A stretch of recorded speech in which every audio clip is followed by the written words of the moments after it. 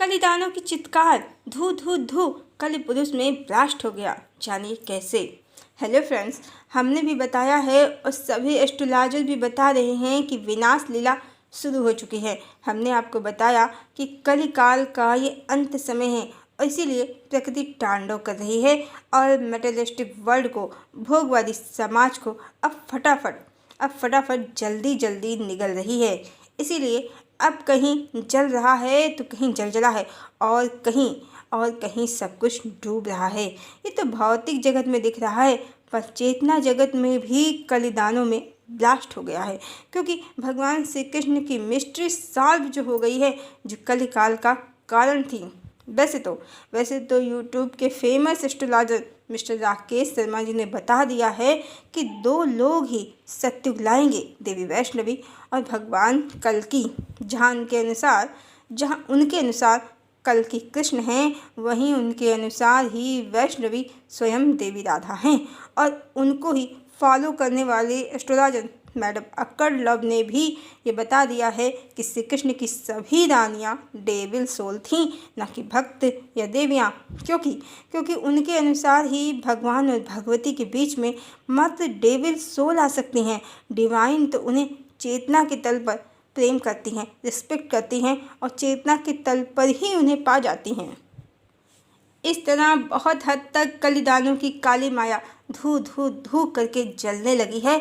अब जो भोगवादी हैं, परमात्मा का सत्य स्वरूप जिनकी समझ से परे है, जो कृष्ण को रसिया या छैला समझते हैं, तो उनके लिए ये एस्ट्रोलॉजर उनको झटका देने का ही काम कर रहे हैं।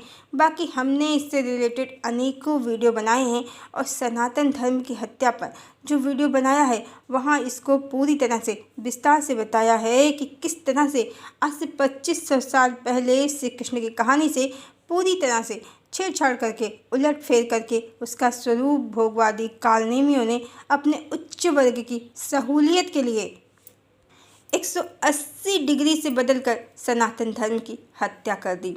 इस वीडियो को आपको ज़रूर देखना चाहिए और आप इसके माध्यम से कालनेमियों की चाल को समझ जाएंगे कि किस प्रकार समाज में बहुविवाह, बहुपत्नीवाद, भोगवाद को बढ़ावा देने के लिए कालनेमी विद्वानों ने संस्कृत भाषा और वेद व्यास जी के नाम का दुरुपयोग किया।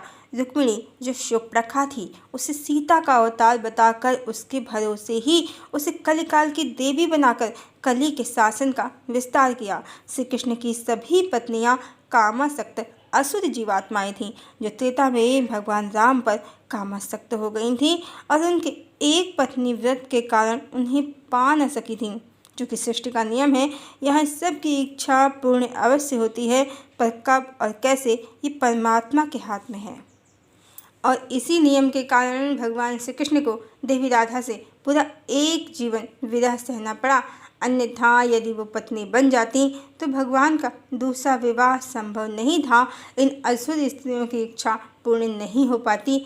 अपनी ही सृष्टि के नियम में फंसकर श्री कृष्ण की कहानी ऐसी दुख भरी हुई।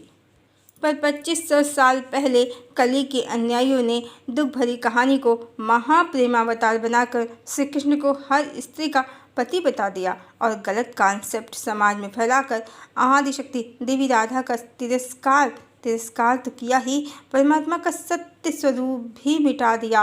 और इस तरह कलिदानों ने पूरा एक युग अपने शासन का विस्तार किया। पर अब जब हमने इस षड्यंत्र का पर्दाफाश कर दिया है और दूसरे एस्ट्रोलॉजर भी देवी राधा को ही एकमात्र भगवान कृष्ण की पत्नी कह रहे हैं, तो कलिदानों की चित्कार निकल गई है, धू धू करके उसमें ब्लास्ट हो गया है।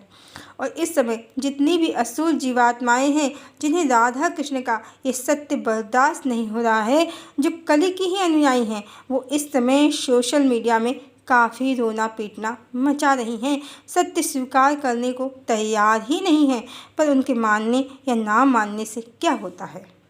सतयुग धर्म युग है, वहाँ कली की माया का कोई काम नहीं है। अब मनगढ़ंत कामुक कहानियों का इसीलिए अंत हो गया है और श्री कृष्ण की सत्य कथा और उनका देवी राधा के प्रति सत्य प्रेम दोनों ही प्रचंड तेज के साथ स्थापित हो गए हैं। अब कलिदानों और उसके अनुयायियों की घिसी पिटी मायावी कहानियों में, जिनमें पहले ही दम नहीं था, उनका सच में दम निकल गया है, क्योंकि सतयुग ने आने से पहले ही सत्य का प्रकाश जो फैलाना शुरू कर दिया है। ध्यान रहे, ईश्वर किसी को जब भी मिलेंगे चेतना में ही मिलेंगे, फिर चाहे वो स्त्री के शरीर में हो या पुरुष के शरीर में हो। और चेतना कहें या आत्मा का कोई लिंग या जेंडर नहीं होता है, नहीं होता है। यही सत्य है, परम सत्य है। भोगासक्त जीवात्माओं को देवी लक्ष्मी उनका विस्तार समझना ही कलिदानों की सबसे बड़ी माया थी, जिसका अब नाश हो गया है। इसीलिए कली के अन्यायियों, जिसमें असुर स्त्रियों की संख्या कहीं ज़्यादा है, उनके समूह में चीख पुकार मच गई है और आदि शक्ति आ गई हैं। वो अपना पति किसी को नहीं देंगी, और जो स्त्री उनके सुहाग की तरफ को दृष्टि डालेगी उसकी नाक वो इस बार खुद काटेंगी। ये त्रेता नहीं है, वो सीता जैसी सरल नहीं है, वो राधा जैसी भोली नहीं है, वो वैष्णवी हैं। उनके हाथ में खप्पर भी है और कटार भी है, त्रिशूल भी है, गदा और सुदर्शन भी है। अब कलिदानों में तो ब्लास्ट हो ही गया है। असुर स्त्री और असुर पुरुषों की भी खैर नहीं है। हरिओम।